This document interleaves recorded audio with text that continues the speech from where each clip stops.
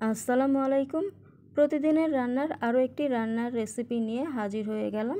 আজকে আমি আলু আর কাঁঠাল বিচি দিয়ে দেশি মুরগির ঝোল রান্না করব। তো সেই রেসিপিটি আজকে আপনাদের সাথে শেয়ার করব।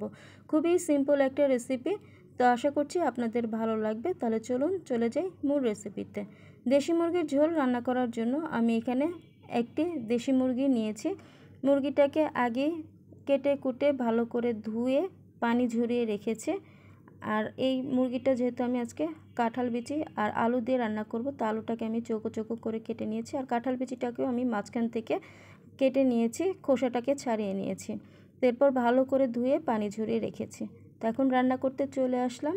তো চুলায় একটা প্যান বসিয়ে দিয়েছি, তাতে আমি তেল গরম করে নিয়েছি। এখন এর মধ্যে দিয়ে দিলাম পেঁয়াজ কুচি। তো এবার পেঁয়াজটাকে নরম করে ভেজে নিব। তো এই পর্যায়ে আমি দিয়ে দিচ্ছি 3টি তেজপাতা।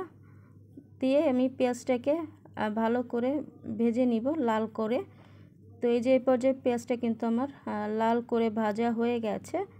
তো এখন আমি এর মধ্যে সামান্য পানি অ্যাড করে দিচ্ছি, যাতে মশলাগুলো পুড়ে না যায়।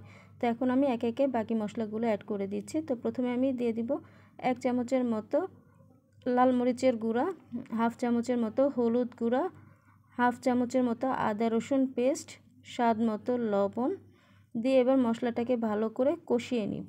তো এই পর্যায়ে আমি দিয়ে দিচ্ছি হাফ চামচের মতো ভাজা জিরা গুঁড়া। এবার মশলাটাকে ভালো করে কষিয়ে নিচ্ছি। তো যে আমার মশলাটা ভালো করে কষানো হয়ে গেছে, তো এখন আমি এর মধ্যে মুরগির মাংসটা দিয়ে দিচ্ছি। তো আমি মুরগিটাকে এই মাংসের সাথে মশলাটার সাথে খুব ভালো করে কিছু সময় কষিয়ে নিব। আর আমি এই মশলাটা কষানোর সময় এলাচ আর দারচিনিও দিয়েছি, তো সেটা আসলে স্কিপ হয়ে গেছে। তো এখন এর মধ্যে আমি মাংসটাকে কিছু সময় কষিয়ে এর মধ্যে আলু আর কাঁঠাল বিচিটাও দিয়ে দিলাম।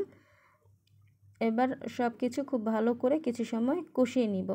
তো এই যে আমি এই পর্যায়ে আমার আলু, কাঁঠাল বিচি, মাংস সব কিছু কিন্তু খুব ভালো করে কষানো হয়ে গেছে। তো এখন আমি এর মধ্যে ঝোলের জন্য পানি দিয়ে দিচ্ছি। আর যতটুকু ঝোল খাবেন আপনারা, তো সেই অনুপাতে পানিটা অ্যাড করে দিবেন।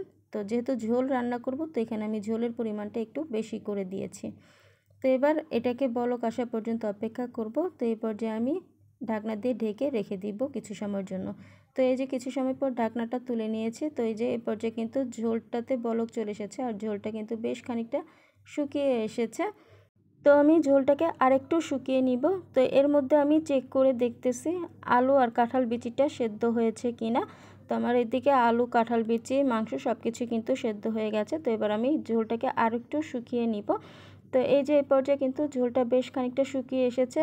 ঝোলটা আমি এর থেকে আর বেশি শুকাবো না, কারণ এটা একটু ঝোলঝোলই রাখবো।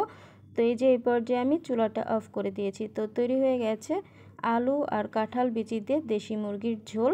তো কাঁঠাল বিচি দিয়ে যে কোনো তরকারি রান্না করলে কিন্তু খেতে খুবই মজা হয়। তো আশা করছি আমার আজকের এই রেসিপিটি আপনারা অবশ্যই বাসায় একবার তৈরি করে খেয়ে দেখবেন। আশা করছি আপনাদের ভালো লাগবে। তাহলে আজকে এই পর্যন্তই। সবাই ভালো থাকবেন। আল্লাহ হাফেজ।